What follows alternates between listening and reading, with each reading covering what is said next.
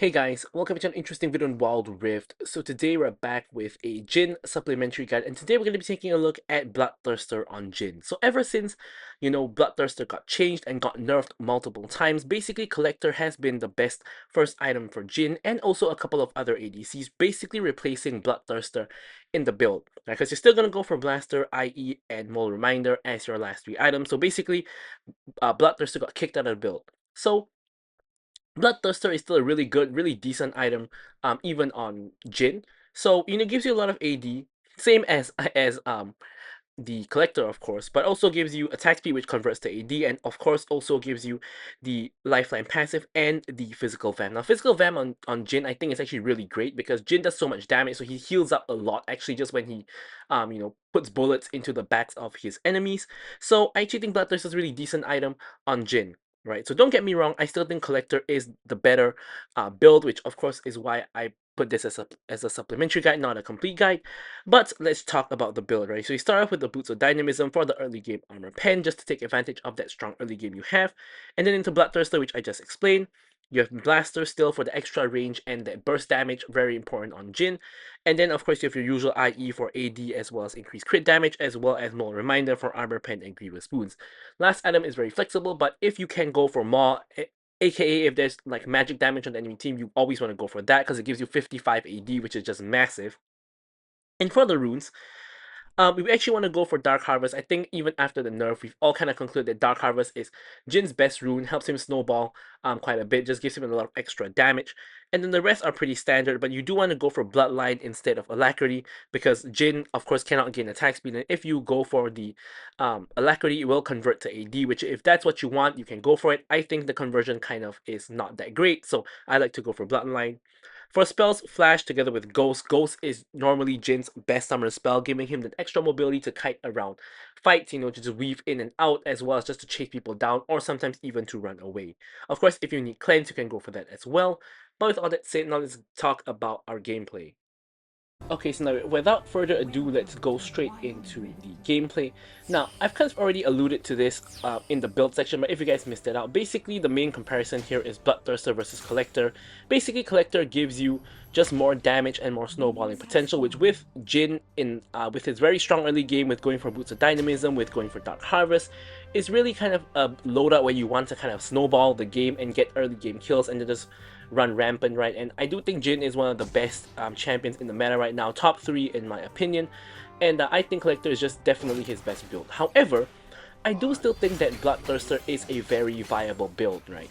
The main issue is that Bloodthirster of course gives you that extra level of safety, right? And it's really good against damage, right? But the thing is, if the enemy team has damage, it also means that they're squishier, right? Because you either are tanky and do not so much damage, or you're squishy and do a lot of damage, which is generally the pattern, of course, with some champions being able to do both, which is just ridiculous. So if you're against like a squishy team, technically Bloodthirster helps because you can use the shield to avoid some damage, but technically it's also really good for Collector, right? Because their armor pen is going to be just that much better, as Lux gets a little bit caught out here, takes a 4th shot and has to flash away. So in reality, I just think Collector is just better in all instances over Bloodthirster, but I kind of just wanted to try out Bloodthirster to see if it was still viable, and it turns out it still is, right? You guys will see in this game, it does save my life at least once, and you can see that it is still a very viable item for Jhin. So here we're against an MF and the Lux. In just like looking at the matchup, it seems pretty bad, right? Because Lux is a very pokey matchup. You get caught by her, you're gonna die. And also MF has a lot of poke, really strong laner as well. So I was thinking between choosing Jhin, who is a very strong laner, or like another champion who's not a strong laner. I'm thinking like, you know what, let's just go for lane v lane, right? Nami is a very strong laner, Jhin is a very strong laner, so it's just 4 strong laners just fighting each other. Whoever can snowball the game is going to benefit a lot.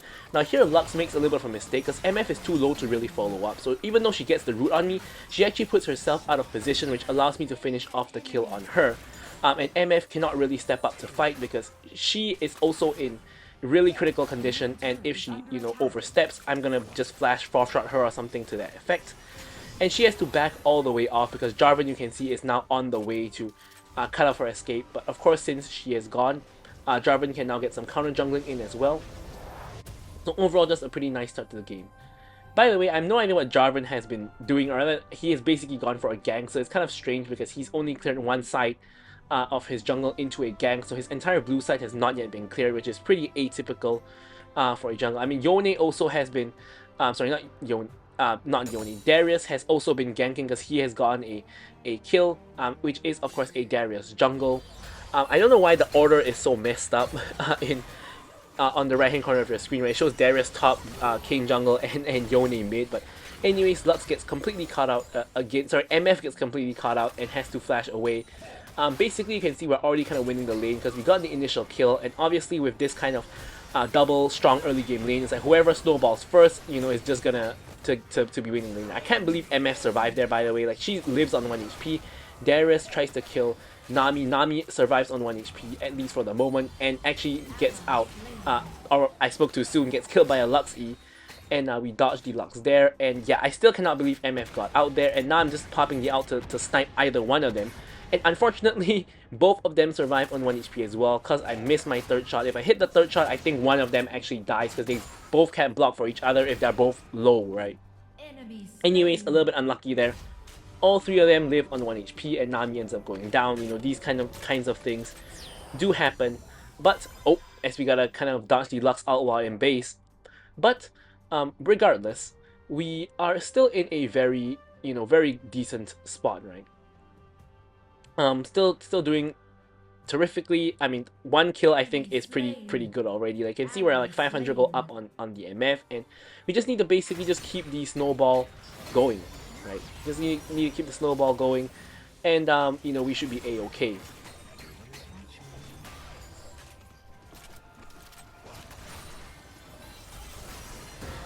So here, unfortunately, Nami gets completely caught out, which is pretty bad because, you know what I said, of course, both lanes are very strong and both lanes have insane snowball potential. MF, Lux, myself, all have really good snowball potential, especially if Lux builds AP. Yone now is coming in to engage on me. I'm going to have to flash away because I don't want anything to do with him. I go back, grab the fruit. He's actually still in my range, so I'm actually able to get 2 shots in over the wall. And my ulti is actually up, so I can ult if needed, but Cannon is already on him, so I don't think I actually need to ult. There, it's going to be Cannon is able to secure the kill. However, Darius is now chasing in for both Cannon as well as Jarvan. I get the root down on him, and he's basically getting 3v1. Cannon picks up the kill, and we pick up 2 assists from the entire situation, dodging the Lux Q there. This Lux skin makes her Q pretty hard to see. Like, when I see that heart flying towards me, I'm thinking like, what is that? But it's actually just the skin making the binding look like a heart. Anyways, we actually get 2 plates here, which helps out a lot. Of course, now MF has just backed and gotten Collector, so we cannot really you know, compete with her damage at the moment. But you can see we are still trying, right? We are actually doing a pretty good job there. There we actually have to ghost to get out of range of the Yone ult, and Nami hits a very nice bubble, which of course Yone's position is very predictable. And here we pop the ult, starting to blast the MF. MF is getting pretty low. Unfortunately, we do miss the MF. However, Jarvan comes in from the side, cleans up both of the kills, and we get another 2, and sorry, not 2 more, we get another assist. Because we didn't actually damage the Lux at all, so we didn't get an assist on that one. But we are going to be able to clear up the wave, and with Darius nearby, we don't really need to kill that last cannon minion. We have enough for Bloodthirster already, so no need to be too greedy over that, and we are able to recall and grab ourselves the Bloodthirster. Now with that, we can redeploy onto the map. Both objectives are now up. My team is doing the Herald, so enemy team likely is doing the Dragon. Although we can see a lot of them on vision. MF looks like she's walking towards the Dragon. That's exactly what they're probably doing. Herald goes down in the mid lane, and enemy team is probably going to secure the Dragon in the meanwhile. The enemy team does not yet secure the Dragon, and they finally do. However, looks like a fight might be breaking out. The fight is not very beneficial to us though, so I actually have to kite back around to the other end of the fight. And now I'm just trying to just blast whoever is in my range. But it doesn't look like a good fight with Nami getting caught out there at the very beginning. So yeah, not great news. First turret destroyed.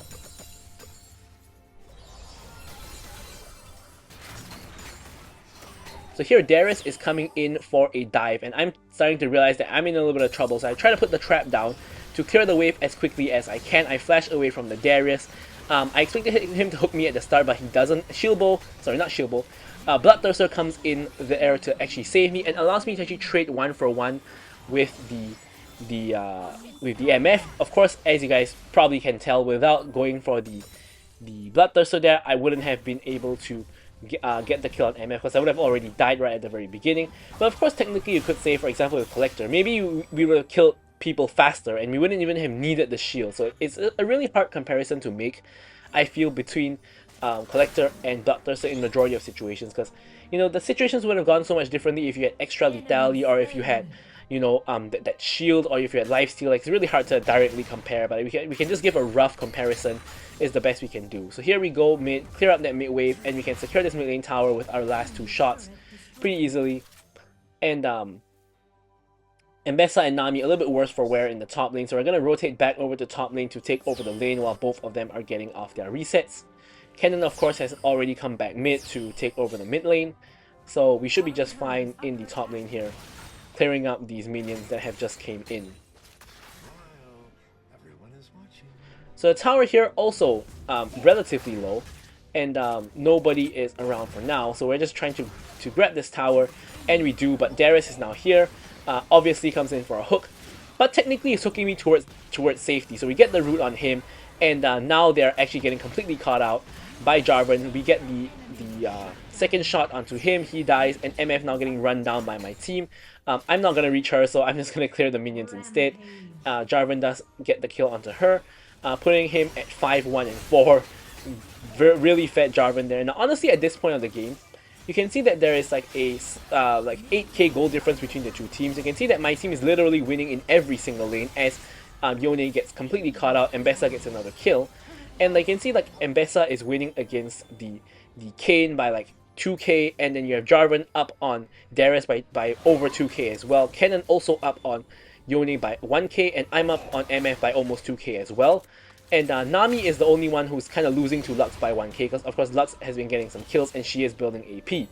But basically at this point of the game, I was thinking, like, you know, probably like one of my teammates, like either my top laner, my mid laner, or my jungler is probably going to be the MVP, and all I gotta do is just basically stay backline and play supportive. I mean, Jhin is not a very supportive ADC, but you can just basically use your roots, use your range, and just basically not die. No need to take any unnecessary risks, like what the Darius is doing here, coming in from behind the tower and ending up going down. Now, unfortunately, Kayn is now on top of me, and Kayn is gonna murder me.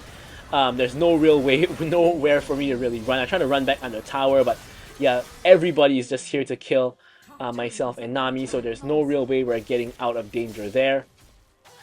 And Kennen, I'm really not sure what he's doing here. He sees the entire enemy team top, right? Takes a bad trade against the Yone.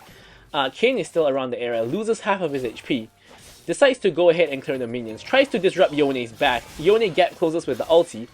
And Kennen just gets murdered without doing anything, basically. And it was at this point I'm like, you know, Kennen probably not going to be the carry, probably not going to be the MVP. Like, that was just horrendous. But here Jarvan and Mbessa looking to go onto these two fleeing targets. Now I'm just clearing the way because I can't really reach them in time, but however I realize I can root them, and then I pop the ulti to start blasting. I blast down the Kayn. I'm gonna blast the Yone as well. There we go, 4 shot onto the Yone. So we actually get both of those kills through a pretty good ultimate, if I do say so myself. And with that, we have 2 members of the enemy team down. We can't just go for the dragon. Of course, the jungler, who is Darius, is actually still alive, but I don't think it's very likely that he gets in here to steal the dragon, so we're just going to grab that. And here I actually have a tentative ping for Baron, because I was thinking that it was maybe possible, but then I realized that the death timers are like 9 seconds left, so it's probably not going to happen, and Mbessa just dies. So just as I was like kind of praising my team, Kennen goes down, Mbessa goes down. I'm thinking, what is going on here? Like you look at how fed like Jarvan and Mbessa are, right? And then Kennen is no longer that fed anymore because he just died, and I actually end up having more gold than him somehow. And I'm just farming the entire like red side jungle basically, because all the waves are kind of pushed down. It's a little bit hard to farm. Jarvan actually goes to the mid lane to just grab minions there as well. So I'm basically farming the jungle while he's farming the lane. And I do want to stay on the Baron side, because obviously with Baron, up. You don't want to be on the opposite side of the map as the ADC. Now, unfortunately, Yone here goes on me, and here you can see I Gale Force away. I'm ghosting away. I have the shield bow, not shield bow, the Bloodthirster to save me there, and just look at the Nami healing there. Nami just comes in with Summoner heal as well as her own W heal and just heals me up, and we actually nearly kill Yone. Yone realizes he's in trouble, has to snap back to the Soul Unbound, and Nami with the ulti trying to catch out the 3 enemies in the mid lane, unfortunately does not end up doing so. And now we are just going to clear up these minions and stay around the Baron area. We have Kennen clearing up the top wave, and the rest of us are just going to stay around the Baron area, ensure that the enemy team do not gain entry. Here, Darius is doing his blue buff. We just try to snipe out that blue buff, which we actually get, I think. I think we do get that blue buff. Anyways, here, Yone super duper overextended. There's no way he can go. Even through the Bloodthirster shield, he's going to go down. However, we take a ton of damage from that MF ult there. Gale Force away from the Darius. And here you see, despite the fact we're low HP, you know, they don't really have the most range. So here we're just trying to blast. Now here, unfortunately, I end up dying to the Lux. But the thing is that I actually had flash here. So I was thinking that, like, we probably are fine here. We just need to flash if anything comes. But I didn't think that Lux Q was going to hit me. I'm not sure why I thought that, because that seemed pretty on target to me. But I just thought I could get out. But unfortunately, the slow from the MFE spelled my demise, allowed Lux to hit her Q, and then allowed the rest of them to catch up. If I hadn't been greedy with flash there, I could have easily gotten out, which is, of course, a common mistake you see from me all the time, being very greedy with my flash.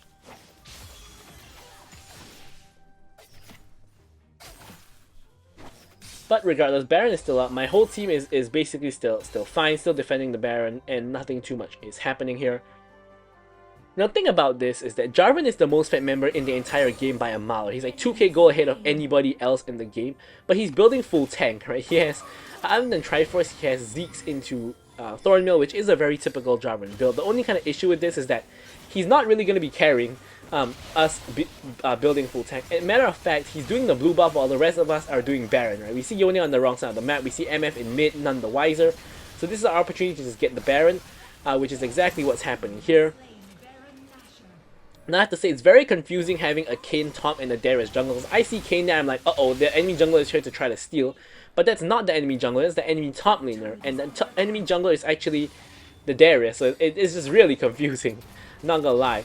So here I'm really close to getting my IE, so I just need just that little bit more farm to get the IE. So I'm farming the red buff, and that gives me just enough to get IE. So we're able to go back, get the IE. And a small thing I didn't really talk too much about is the fact that I like to go for Gale Force on Jhin, because I think Jhin, you know, has no real mobility, right? Having the extra Gale Force to just run away or to chase down kills, very, very helpful. So huge fight breaks out while I'm walking back towards the fight. Now, unfortunately, Kennen's not here as well, so they're actually playing like 3v5, but here we get off a pretty good ulti, blasting a couple of people down. And now with the IE damage, you can just see we do insane amounts of damage. We're able to easily kill the MF, Gale Force forward to kill the Lux. And now Yone is on top of us. However, we do have Nami with us, so I'm not too worried about Yone. Pretty sure that with the Bloodthirster healing as well as just Nami healing, we'll be absolutely fine. Now we actually spot Darius here trying to do his Grom. We're not going to allow that to happen. So Darius tries to hook us in. There's no real way he gets out. Nami secures the kill, I believe, with a W. And in the whole, during this entire time, right, Kennen has just been split pushing, hasn't contributed to the fight whatsoever. But he's gone the towers, and he's now on the literal Nexus. Now, unfortunately, even though he's on the Nexus, and if I was there, I could have actually ended the game, I'm very hesitant to flash over the wall and just run to the Nexus, right? That's not something you usually do, but I think that would have been a game-winning play. Anyways, it's not like it really matters, because we're probably still going to be able to end the game anyways. We've gotten all 3 inhibs, and here, it's a little bit of for fun mode right now, because it's like, I'm like, you know, we probably won this game, right? We can just have a little bit of fun here. Kayn gets chain CC, Kayn goes down. All the waves are coming in, Yone is coming in as well, MF gets a relatively decent ult, and now I'm trying to kill the MF. We do get the kill on the MF, have to flash back out because Yone is now on top of us. Yone still nearly kills us, but with that, we're able to just end the game right then and there. So I'm going to leave you guys with the stats as usual. Thank you guys so much for watching the video, and goodbye.